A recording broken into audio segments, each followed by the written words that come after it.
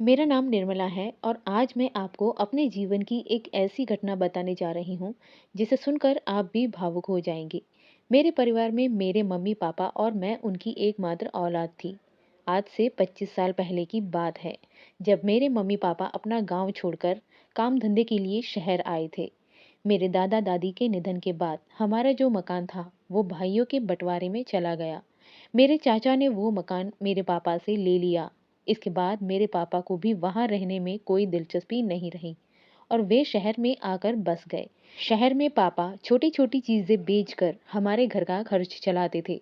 मेरे mummy papa की शादी के 2 साल बाद मेरा जन्म हुआ था। भगवान ने हमारे घर में खुशी तो दी, लेकिन उसके बदले मेरी मम्मी को छीन लिया। मुझे जन्म देते समय मेरी मम्मी चल बसी। मैंने आज तक अपनी मम्मी का चेहरा भी नहीं देखा। शायद मेरे जैसे कई दुर्भाग्यशाली बच्चे होंगे जिन्हें अपनी माँ का प्यार कभी नहीं मिला, लेकिन मेरे पापा ने मुझे कभी भी इस बात की कमी महसूस नहीं होने दी। एक पिता के लिए नवजात बच्चे को बिना माँ के पालना बहुत मुश्किल होता है, लेकिन मेरे पापा ने मुझ पर माँ और पापा दोनों का प्यार लुटाया और मेरी हर तरह से देखभाल की। तब मैं बहुत छोटी थी, इसीलिए मुझे ज्यादा समझ नहीं थी, लेकिन जैसे जैसे मैं बड़ी हुई मुझे ये बात समझ में आने लगी। जब मैं दूसरे बच्चों को उनकी मम्मी के साथ बाहर जाते हुए देखती तो मेरे मन में भी सवाल उठते कि मेरी मम्मी कहाँ है और वो आज तक मुझसे मिलने क्यों नहीं आई। मैं हर बार अपने पापा से सवाल पूछती थी, क्योंकि मेरे जन्म के समय ही मेरी मम्मी की मौत हो गई थी। मेरे बचपन में मुझे इस बारे में कोई जानकारी नहीं थी। दूसरे बच्चों को अपनी माँ के साथ देखकर मुझे भी अपनी मम्मी की बहुत याद आती थी। हमारे परिवार में सिर्फ मैं और मेरे पापा थे। मेरे पापा ने मुझे किसी चीज की कमी नहीं होने दी, लेकिन फिर भी मुझे अपनी मम्मी की कमी हमेशा महसूस होती थी। शायद एक माँ के बिना बच्चे के लिए जब वो अचानक नींद से जागता है तो उसे छाती से लगाकर संभालने वाला कोई नहीं होता। इस दर्द को मैं किसी से भी बयान नहीं कर सकती थी। एक दिन मैं स्कूल जा रही थी। रास्ते में मैंने एक छोटे से बच्चे को कुछ चीज लेने की जिद करते देखा। उसकी माँ उसे समझा रही थी। थोड़ी देर बाद उसकी माँ ने उसे आइसक्रीम दिलाई। बच्चा खुश होकर अपनी माँ की गोद में बैठकर आइसक्रीम खाने लगा। ये देखकर मेरे मन में ख्याल आया कि पापा तो हमेशा कहते हैं कि मम्मी कुछ दिनों के लिए बाहर गई हैं, तो क्या उन्हें मेरी जरा भी चिंता नहीं है। मुझे भी उनके साथ इसी तरह रहना है, उनकी गोद में बैठना है।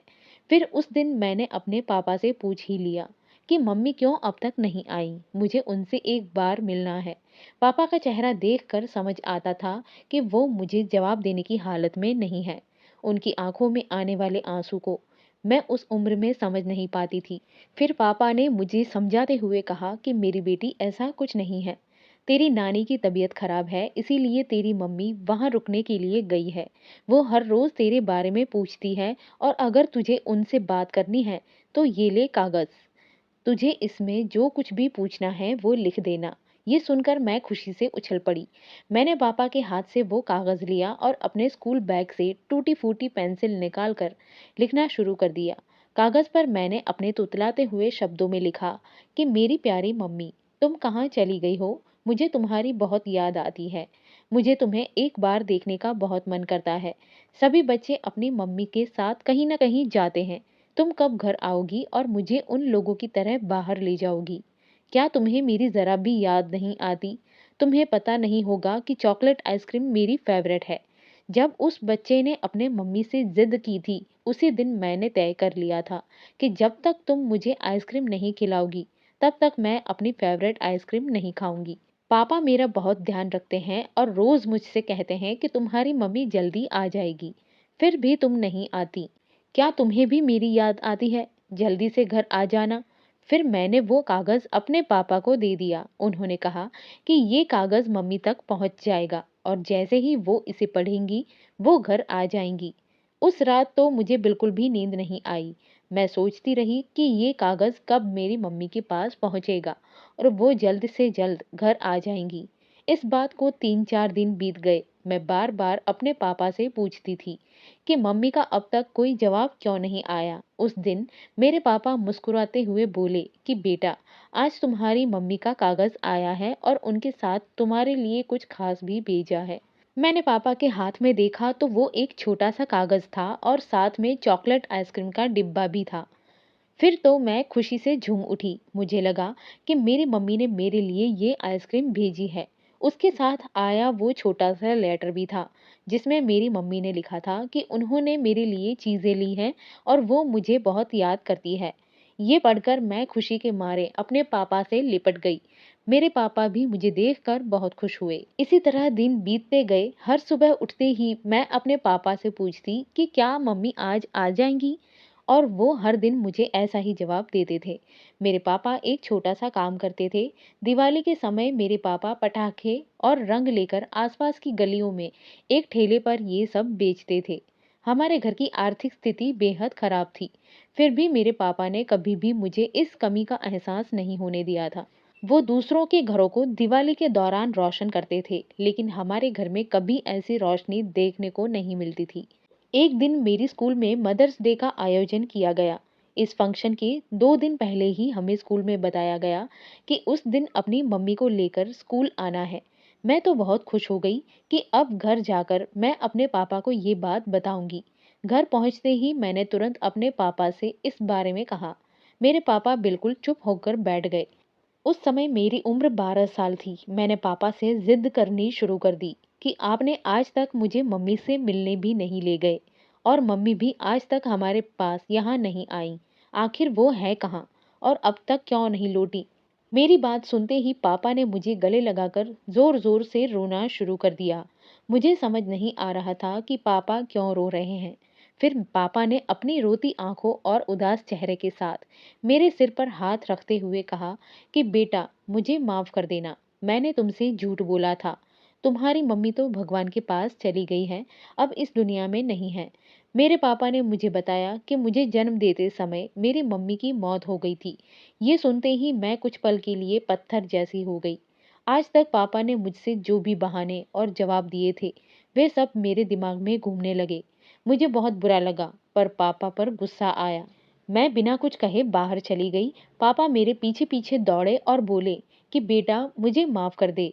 मैं तुझे तेरी मम्मी की कमी महसूस नहीं होने देना चाहता था, इसीलिए मैंने ये सब कहा। लेकिन मैं उनकी कोई भी बात सुनने के लिए तैयार नहीं थी, क्योंकि उनके सभी झूठ से मेरा दिल टूट चुका था। अब मुझे ये सच पता चल चुका था कि मेरी मम्मी इस दुनिया में नहीं है।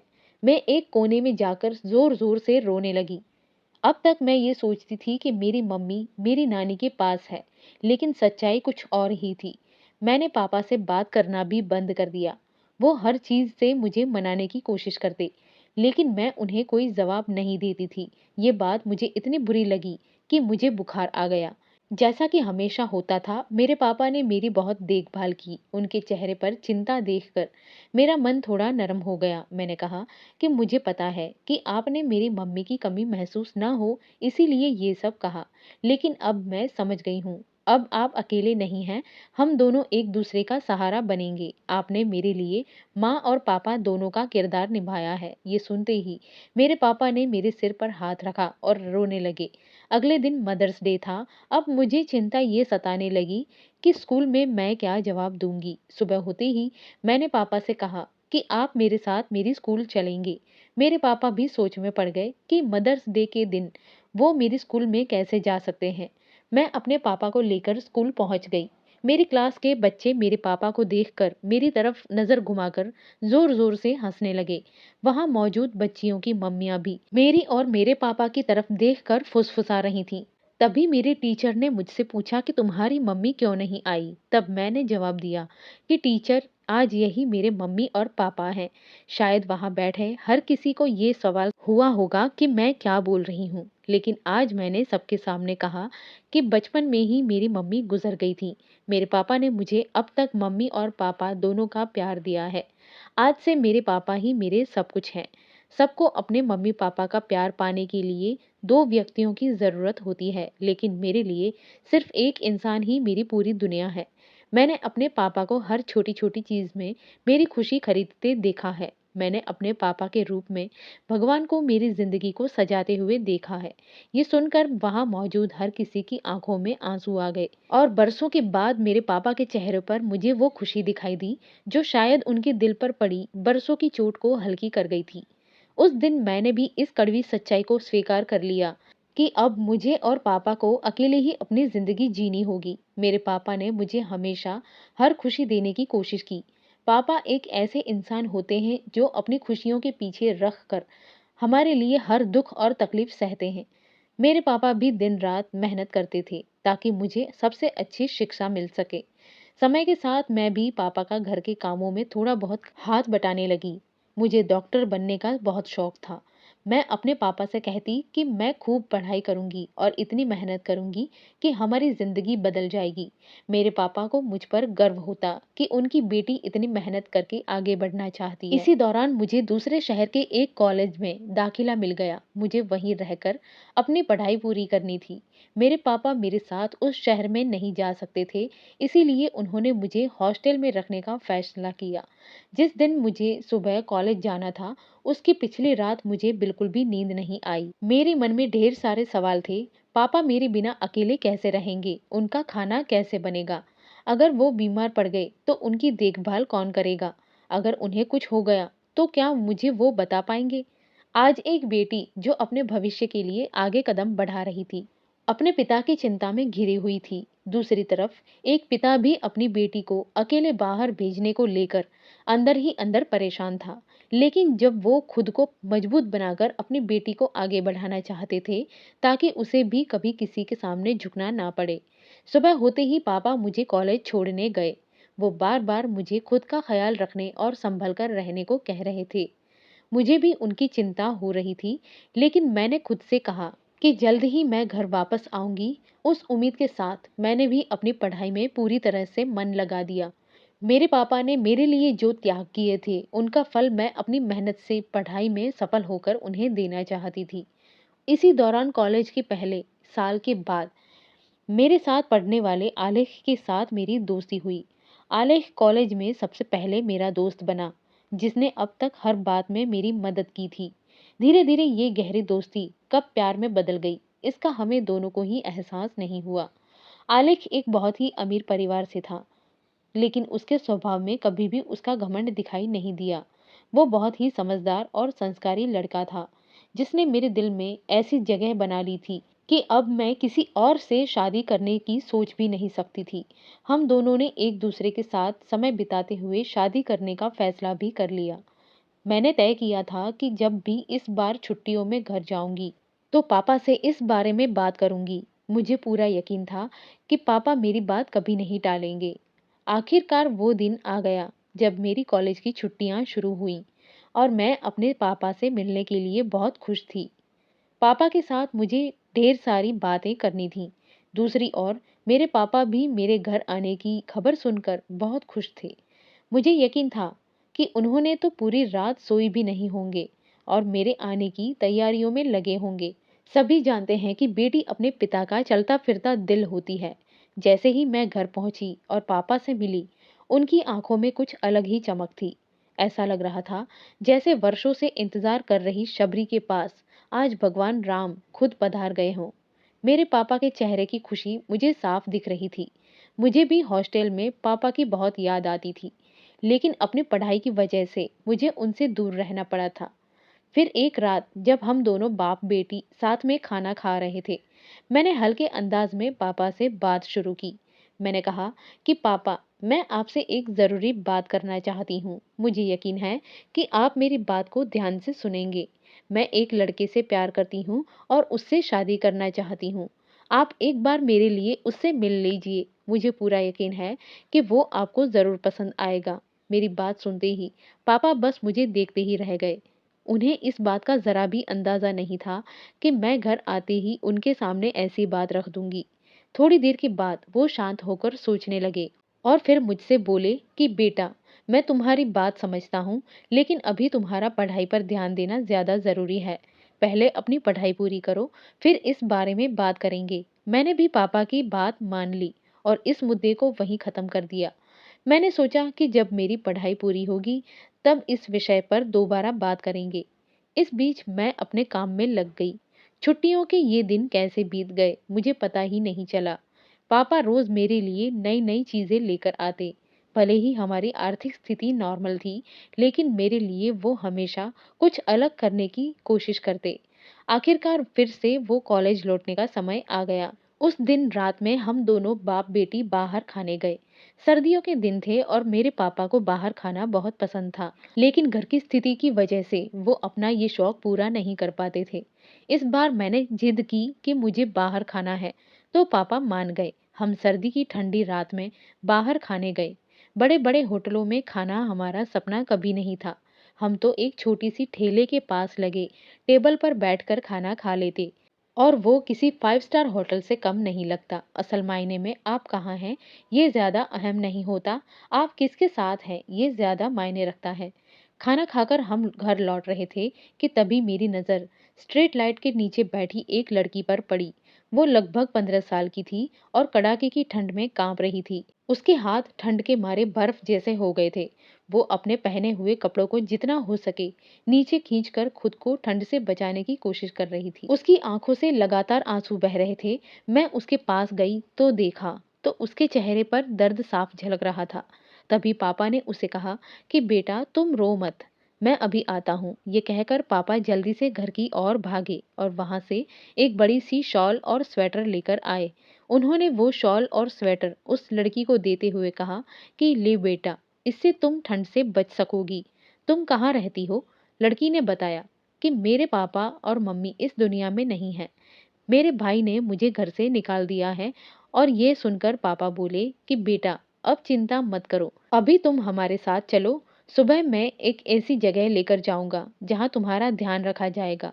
हम उस लड़की को अपने घर ले गए। वो रात उसने मेरे पास सोकर बिताई। उसका चेहरा देखकर मुझे उस पर बहुत दया आ रही थी। मैंने सोचा भगवान ऐसी बच्चियों के साथ ऐसा क्यों करते हैं जिन्हें बिना माँ बाप के इतनी परेशानियां सहनी पड़ती हैं। अगली सुबह मैं और पापा उसे एक एनजीओ में लेकर गए। वहां मैंने देखा कि उसकी तरह कई और लड़कियां थीं जो वहां रहती थीं। एनजीओ चलाने वाली बहनें बहुत पुण्य का काम कर रही थीं। वे इन लड़कियों को सुरक्षित रखती थीं ताकि कोई उनका गलत फायदा ना उठा सके। उन्हें छोटे मोटे घरेलू उद्योग में काम देकर आत्मनिर्भर बनाया जाता था। हमने उस लड़की को उन बहनों को सौंप दिया और घर वापस आ गए। घर लौटने के कुछ ही समय बाद मुझे फिर से अपनी हॉस्टल के लिए निकलना था। तभी आलेख का फोन आया। उसने कहा कि अगर तुमने हमारे रिश्ते के बारे में अभी कोई फैसला नहीं लिया तो मेरे मम्मी पापा मेरी शादी किसी और लड़की से तय कर देंगे। तुम्हारे पास सोचने के लिए बस 1 घंटा है। आलेख की बात सुनकर मैं घबरा गई। मुझे पता था कि पापा ने मुझे जो समझाया था उससे अलग जाकर मैं उन्हें इस बात में शामिल नहीं करना चाहती थी। लेकिन स्थिति अब ऐसी बन गई थी कि मुझे मजबूरी में पापा से बात करनी पड़ी। मैंने पापा को आलेख के बारे में सारी बात बता दी। पापा ने कहा कि बेटा, मैं तुम्हारे प्यार को समझता हूँ, लेकिन वो बहुत अमीर परिवार से है और हमारी स्थिति बहुत साधारण है। उस दिन रात मेरे लिए बहुत खास और भावनात्मक थी। मेरे पापा ने मेरे और आलेख की शादी को मंजूरी दे दी थी। ये मेरे जीवन का सबसे खुशी भरा पल था। मैंने तुरंत आलेख को ये खुशखबरी दी और वो भी बहुत खुश हुआ। दोनों परिवारों ने मिलकर शादी की तारीख तय कर दी और वो भी दिन आ गया जब मेरे पापा ने मेरे जीवन साथी के साथ मेरा शादी तय कर दी। जिस दिन मेरी शादी थी वो दिन मेरे लिए बेहद भावुक था। जिस घर में मैंने अपना बचपन बिताया था उसे हमेशा के लिए छोड़कर जाना था। भले ही मेरे ससुराल का घर किसी महल से कम नहीं था, लेकिन मेरा अपना ये छोटा सा कमरा मुझे किसी महल से भी ज्यादा प्यारा था। हर कोने में मेरे बचपन की यादें बसी हुई थीं। आज जब मुझे पापा को छोड़कर जाना था, वो दुख मेरी सहनशक्ति से बाहर था। शादी की तैयारियों और खुशी के माहौल में मैंने ये सोचा भी नहीं था कि एक दिन पापा से हमेशा के लिए दूर हो जाऊंगी। अब उनकी देखभाल कौन करेगा? ये चिंता मुझे सता रही थी। मैंने अपने कमरे में बैठकर दुल्हन के कपड़े पहने, अपने स्कूल टाइम की बैग से एक पेंसिल और नोटबुक निकाली। उसमें मैंने एक कागज निकालकर मैंने अपनी माँ को लेटर लिखना शुरू कर दिया। उस वक्त मैं फिर से 8 साल की वही छोटी निर्मला महसूस कर रही थी, जो हमेशा अपनी माँ के बारे में पापा से सवाल पूछती थी। मैंने उसमें लिखा कि मेरी प्यारी माँ, चिंता मत करना। अब मैं तुमसे जिद नहीं करूंगी कि जल्दी घर आओ, क्योंकि अब मुझे सच्चाई पता है। अब मैं समझ चुकी हूँ कि तुम इस दुनिया में नहीं हो। फिर भी आज तुम्हारी बहुत याद आ रही है। ये दिन हर बेटी के लिए खास होता है और मुझे लगता है कि अगर तुम होती तो मेरी ये खुशी अधूरी ना रहती। लेकिन तुम जहाँ भी हो खुश रहना। पापा हमेशा कहते हैं कि तुम हमें ऊपर से देखती हो, तो मेरी एक विनती है, पापा का ध्यान रखना। मैं उन्हें छोड़कर जा रही हूँ, लेकिन उनका सहारा हमेशा तुम रहोगी। आज मैं तुम्हारे शादी वाले कपड़े पहनकर अपने ससुराल जा रही हूँ। मुझे आशीर्वाद देना कि मैं तुम्हारी तरह एक अच्छी पत्नी और बहू बन सकूं। माँ, मैं ईश्वर से प्रार्थना करती हूँ कि अगले जन्म में मुझे फिर से तुम्हारी बेटी बना दे। इस जन्म में मैं तुम्हारे साथ समय नहीं बिता पाई, लेकिन अगले जन्म में वो कमी पूरी करना चाहती हूँ। लेटर लिखकर मैंने उसे फोल्ड किया और मम्मी की तस्वीर के पीछे रख दिया। तभी पीछे से पापा की आवाज आई। उन्होंने मुझे मंडप तक चलने के लिए बुलाया। मैं जल्दी से उठी और उन्हें देख मुस्कुरा दी, लेकिन अंदर से मेरा दिल भारी हो रहा था। वो पल जब मैं अपने पापा का हाथ थामे मंडप की ओर चल रही थी, मेरे लिए सबसे यादगार और भावुक था। उस दिन हम दोनों बाप बेटी एक दूसरे का हाथ थामे शादी के मंडप की ओर जा रहे थे। मुझे वो दिन याद आ गया जब मेरे पापा ने पहली बार मेरा हाथ पकड़कर मुझे स्कूल छोड़ा था। तब हमारे चेहरों पर खुशी थी, लेकिन आज उसी तरह हाथ थामे हमारे चेहरों पर उदासी थी। हम दोनों ही एक दूसरे का हाथ छोड़ना नहीं चाहते थे। मेरे पापा ने मेरे लिए जो भी पैसे जोड़े थे, उसके साथ साथ दूसरों से उधार लेकर मेरी शादी बड़े धामधूम से करवाई। विदाई का समय आ गया तो हमारे दोनों के लिए एक दूसरे को देखना भी मुश्किल था। एक पिता की विदाई का दर्द इतना गहरा होता है कि पत्थर दिल इंसान भी रो पड़े। जिस तरह नदी बिना पानी के अधूरी है, उसी तरह बेटी के बिना एक पिता की जिंदगी भी अधूरी होती है। मेरी शादी के बाद मैंने अपने ससुराल में कदम रखा। आलेख अपने माता पिता का इकलौता बेटा था, तो हमारे घर में सिर्फ 4 लोग थे। शुरुआती दिनों में सब कुछ बहुत अच्छा था। पापा की कमी तो मुझे महसूस होती थी, लेकिन आलेख का प्यार और मेरे सास ससुर का स्नेह इस कमी को पूरा कर देता था। हमारा वैवाहिक जीवन खुशहाल था और धीरे धीरे 1 साल बीत गया। मैं जब भी समय निकाल पाती अपने पापा से मिलने उनके घर जाती। पापा अपना छोटा सा व्यवसाय करते थे और पास ही एक बहन से टिफिन मंगवा कर खा लेते थे। एक दिन मेरी खुशी और बढ़ गई जब मुझे पता चला कि मैं माँ बनने वाली हूँ। इस खबर से हम दोनों पति पत्नी बेहद खुश हुए थे। मैंने तुरंत ये खुशखबरी अपने पापा को दी। उन्होंने ये सुनकर कहा कि मैं तुम्हारा चेहरा देखने जरूर आऊंगा। ये सुनकर मैं बहुत खुश हो गई, क्योंकि शादी के बाद पहली बार मेरे पापा मेरे ससुराल आने वाले थे। मैंने उनके पसंदीदा पकवान बनाने की तैयारी शुरू कर दी और दरवाजे पर नजरें टिकाए बैठी रही। पापा को दोपहर 1 बजे तक आना था, लेकिन 3 बज गए थे और उनका कोई पता नहीं चला। मैंने कई बार उन्हें फोन किया, लेकिन उन्होंने फोन नहीं उठाया। तभी 3:30 बजे मेरे पास एक फोन आया। फोन पर एक अजनबी ने कहा कि रास्ते में बस का एक्सीडेंट हो गया है और कई लोग उस हादसे में मारे गए हैं। ये सुनकर मैं घबरा गई और आलिफ को बताकर तुरंत अस्पताल पहुंची। अस्पताल में डॉक्टर ने बताया कि एक्सीडेंट में कई लोगों की जान चली गई है और किसी के भी चेहरे की पहचान संभव नहीं है। उन्होंने बताया कि एक मृत शरीर के पास से एक फोन और एक थैली मिली है। मैंने तुरंत फोन देखा और वो मेरे पापा का था। थैली में मेरा फेवरेट चॉकलेट आइसक्रीम था, जो पूरी तरह पिघल चुकी थी और टपक रही थी। मैं वहीं फर्श पर बैठकर फूट फूट कर रोने लगी। पापा जब भी मुझसे मिलते मेरे लिए चॉकलेट आइसक्रीम जरूर लाते थे। आज पहली बार वे मेरे ससुराल आ रहे थे और उन्होंने सोचा होगा कि मैं अपनी फेवरेट आइसक्रीम खा लूंगी, लेकिन वो आइसक्रीम लाने वाले पापा मुझसे हमेशा के लिए दूर जा चुके थे। आलेख ने मुझे संभाला और मुझे घर वापस ले आया। पूरे रास्ते मेरे आंसू थमने का नाम नहीं ले रहे थे। भगवान ने मेरी माँ के बाद अब मेरे पापा को भी मुझसे छीन लिया था। मुझे इस आघात से उबरने में समय लगा, लेकिन अपने आने वाले बच्चे की खातिर मैंने इस कड़वी सच्चाई को स्वीकार कर लिया। मेरे बच्चे ने धीरे धीरे मेरे दिल के घावों को भरना शुरू कर दिया। अब मेरे जीवन के आधार मेरे ससुराल वाले और मेरा परिवार था। दिन ऐसे ही बीतते गए, लेकिन धीरे धीरे मैंने आलेख में बदलाव महसूस किया। वो मुझसे दूर दूर रहने लगा। जब मैं उससे बात करने की कोशिश करती तो वो चिड़चिड़ा होकर जवाब देता और काम पर निकल जाता।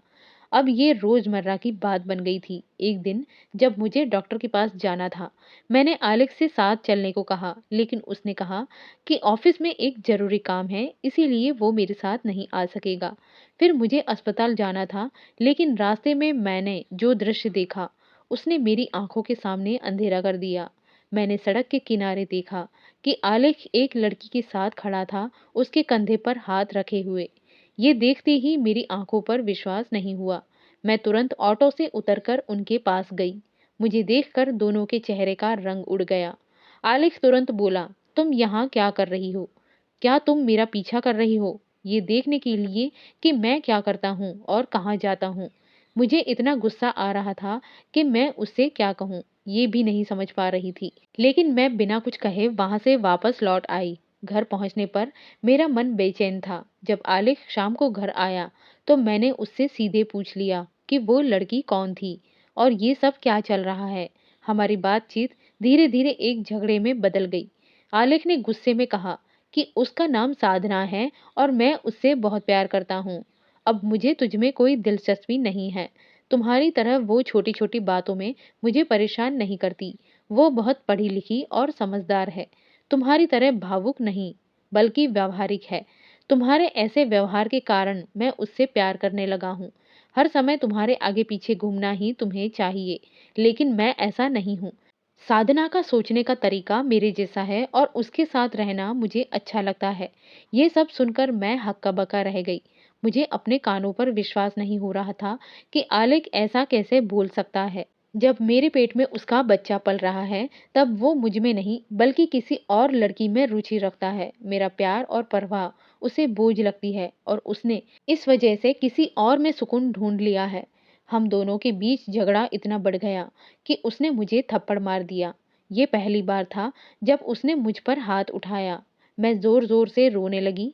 गुस्से में आलेख ने मेरा हाथ पकड़ा और मुझे घर से बाहर निकालते हुए कहा कि यहाँ से निकल जाओ, मुझे तुम्हारी कोई जरूरत नहीं है।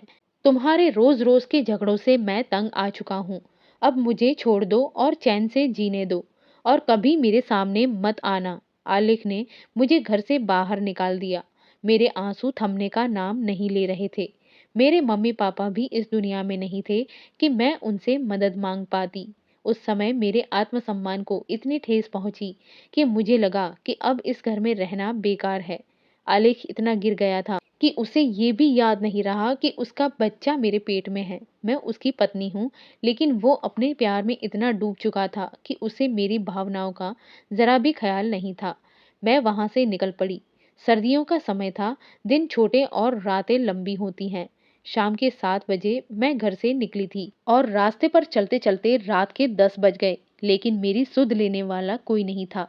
आखिरकार मैंने खुद को संभाला और थोड़ा आगे बढ़ी। सर्द हवाओं ने शरीर को कंपा दिया।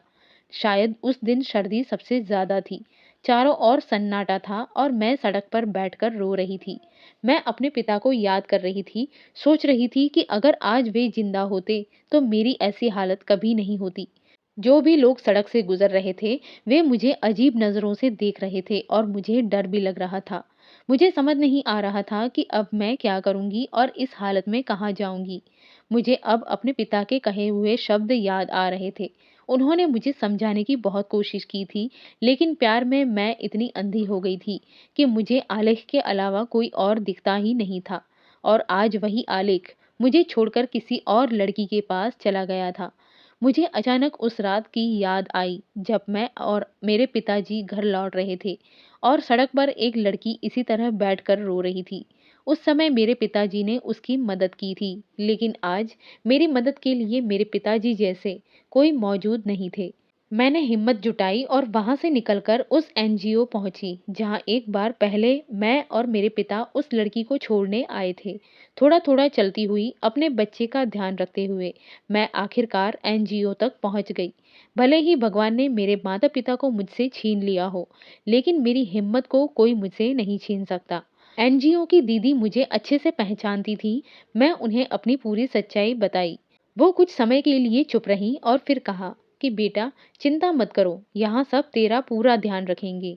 मेरे पिताजी बहुत नेक इंसान थे, खुद छोटी सी ठेली लगाकर काम करते थे, लेकिन उसमें से भी छोटी छोटी चीजें खरीदकर यहाँ के बच्चों को देते थे।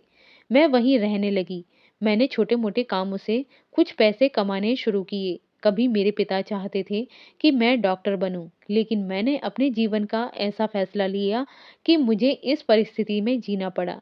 मैं दिन भर उदास रहने लगी। मैंने कभी किसी का बुरा नहीं किया, फिर भी मेरे साथ ऐसा क्यों हो रहा था? ये सोचकर खुद को ही दोष देती थी। मैं सोचती थी कि शायद मेरी ही गलती थी, तभी हर कोई मुझे छोड़कर चला गया। इन ख्यालों में खोई मैं सड़क पर चल रही थी जब अचानक मेरी तबीयत खराब होने लगी। पेट में इतना तेज दर्द हो रहा था कि बर्दाश्त करना मुश्किल हो गया। वहां से गुजरने वाले लोग मेरी ओर देखते और आगे बढ़ जाते, लेकिन कोई मेरी मदद के लिए नहीं रुकता। कई कोशिशों के बाद मैं वहीं सड़क किनारे बैठ गई, जहां पास में झोंपड़ियों का एक छोटा सा इलाका था। मेरे रोने की आवाज सुनकर उनमें से 3-4 औरतें मेरी ओर दौड़कर आईं और मुझसे पूछने लगी कि बेटा क्या हुआ है। वे देखने में मजदूर लग रही थीं, जो रोज मेहनत करके अपना घर चलाती थीं। जो अमीर लोग मेरी मदद करने नहीं रुके, वहीं गरीब औरतें मेरी चिंता कर रही थीं। उन्होंने मुझे सहारा दिया और अपनी झोंपड़ी तक ले गईं। बहुत दर्द सहने के बाद मैंने वहीं अपने बच्चे को जन्म दिया। मेरा बेटा हुआ। जब मैंने अपने बच्चे को चेहरा देखा तो मेरे सारे दुख दर्द भूल गई। मेरे चेहरे पर खुशी छा गई। उन औरतों ने एक ऑटो रिक्शा बुलवाया और मुझे वापस एनजीओ तक छोड़ दिया। वहां एनजीओ की दीदी ने डॉक्टर को बुलाकर मेरा और मेरे बच्चे का पूरा चेकअप करवाया। डॉक्टर ने कहा कि चिंता की कोई बात नहीं, मेरी और मेरे बच्चे की तबीयत बिल्कुल ठीक है। मैंने उन गरीब लोगों का तहे दिल से शुक्रिया अदा किया। अगर वे उस समय ना होते तो शायद मेरा क्या होता, मैं सोच भी नहीं सकती। भले ही भगवान ने उन्हें सुख संपत्ति ना दी हो, लेकिन इंसानियत उन्हें भरपूर दी है। इसके बाद मैंने अपने बच्चे के सहारे ही अपनी जिंदगी जीने का फैसला किया। एक दिन सुबह मेरे साथ रहने वाली एक लड़की अखबार लेकर भागते हुए मेरे पास आई। उसने कहा कि निर्मला देखो, तुम्हारे पति का नाम फिर से अखबार में आया है। अब मुझे आलेख का नाम सुनने में कोई दिलचस्पी नहीं थी, फिर भी मैंने अखबार की ओर देखा। उसमें लिखा था कि आलेख को शहर के एक बड़े बिल्डर की बेटी के साथ दुष्कर्म के आरोप में गिरफ्तार कर लिया गया है। तस्वीर देखते ही मैं समझ गई कि ये वही लड़की थी जिसके प्यार में आलेख ने मुझे छोड़ा था। मैं जानती थी कि आलेख गलत कर रहा है, लेकिन उसने इतना घिनौना काम किया होगा, ये मैं कभी सोच भी नहीं सकती थी। भले ही उसने मुझे छोड़ दिया था, लेकिन पत्नी होने के नाते मैं अब भी अपनी जिम्मेदारी नहीं भूली थी। क्योंकि जब मेरा पति गलत नहीं था, तो उसका साथ देना एक पत्नी का कर्तव्य होता है। उसी तरह मैं तुरंत आलेख से मिलने के लिए गई। मुझे देखते ही वो खड़ा हो गया और हाथ जोड़कर मुझसे माफी मांगने लगा और रोने लगा। उसने कहा कि मुझे माफ कर दो, मैंने तुम्हारे साथ बहुत गलत किया है। एक ऐसी लड़की के प्यार को छोड़कर गया जिसने मुझसे कभी कुछ नहीं मांगा, जबकि ये लड़की मुझसे रोज नए गिफ्ट और चीजों की मांग करती थी। रोज मैं उसकी जरूरतों के लिए मेहनत करता था और एक दिन मुझे पता चला कि वो मेरे साथ कुछ गलत कर रही थी। जब मैंने उससे इस बारे में बात की, तो उसने मुझसे छुटकारा पाने के लिए मुझ पर झूठा आरोप लगा दिया। मुझ पर विश्वास करो निर्मला, मैंने ऐसा कुछ गलत काम नहीं किया है। आलेख के चेहरे पर उसके किए गए कर्मों का पछतावा साफ दिखाई दे रहा था। फिर मैंने उसे समझाते हुए कहा कि मैं जानती हूँ कि तुम ऐसा गलत काम नहीं कर सकते, इसीलिए ही मैं तुमसे मिलने आई हूँ। अब चिंता मत करो, तुम भले ही एक पति की सारी जिम्मेदारियां भूल गए, लेकिन मैं अपने आखिरी सांस तक तुम्हारी पत्नी बनकर रहूंगी। ये शब्द आलेख के दिल पर जैसे गहरे असर कर रहे थे। फिर मैंने उसे बताया कि मुझे एक बेटे का जन्म हुआ है। मुझे और मेरे बेटे को देखकर आलेख जोर जोर से रोने लगा, हाथ जोड़कर मुझसे माफी मांगने लगा और हमें गले लगाकर अपने किए हुए कर्मों की सजा देने की बात करने लगा। फिर उसने बहुत कोशिश की कि मैं उसके साथ वापस रहूं, लेकिन मुझे मंजूर नहीं था, क्योंकि जिस तरह उसने मुझे घर से बाहर निकाल दिया था, अब मैं वहां नहीं रह सकती थी। लेकिन जब मैंने अपने बेटे को देखा, तो जो जिंदगी मैंने बिना माँ के बिताई थी, मैं नहीं चाहती थी कि मेरा बच्चा बिना पिता के जिंदगी जिए। इसलिए आखिरकार मैं आलेख की बात मानने के लिए तैयार हो गई। अब तक मैंने अपने पति के अच्छे समय में उसका साथ दिया था और आज उसके बुरे समय में उसके साथ खड़ा रहने के लिए समय था। फिर वो लड़की को ये खबर मिली कि अब हम दोनों पति पत्नी एक साथ रहने लगे हैं और मैं भी उस लड़की से मिलने गई और कहा कि तू एक औरत होकर ऐसी गलत हरकत करती है, तुझे शर्म नहीं आती? तेरे पास इतनी जायदाद होने के बावजूद तू इस तरह की शिकायत करती है। लेकिन उस लड़की के चेहरे पर कोई अफ़सोस नहीं था। वो तो उल्टे पैसे के घमंड में मुझसे इस तरह की बात कर रही थी और कहने लगी कि मुझे तुम्हारे पति से कोई फ़र्क नहीं पड़ता, बस उसकी पसंद देखकर मैं उसके साथ रह रही थी। रोज़ घूमने जाना और नई-नई शॉपिंग करना यही मेरा शौक था और जो मेरी बात नहीं मानता, मैं वही करती हूँ। तुम्हारे पति ने आज तक मुझे छुआ भी नहीं, लेकिन उसने मेरी बात नहीं मानी, इसीलिए मैंने उससे ऐसा किया। उसने जो कुछ कहा वो मैंने अपने फ़ोन में रिकॉर्ड कर लिया और पुलिस को सबूत के तौर पर दे दिया। इस मामले को वहीं हल कर दिया और वो लड़की झूठी साबित हो गई। वहीं आलेख को निर्दोष साबित किया गया। अब आलेख की आंखों में मेरे लिए गर्व था और एक तरह का अफसोस भी दिखाई दे रहा था, क्योंकि जब न्याय होता है तो गवाहों की जरूरत नहीं पड़ती। फिर मेरे बेटे को उसके पिता मिल गए और हमारा परिवार पहले की तरह खुशहाल हो गया। ये कहानी समाप्त होती है। दोस्तों, आपको मेरी कहानी कैसी लगी कृपया कमेंट में बताएं। मैं आपके सभी कमेंट का जवाब देने की कोशिश करूंगी। अगर आपको कहानी अच्छी लगी हो तो लाइक ज़रूर करें और अगर आप नए हैं तो चैनल को सब्सक्राइब कर बेल आइकन दबा दें ताकि अगली कहानी सबसे पहले आपको मिले। धन्यवाद।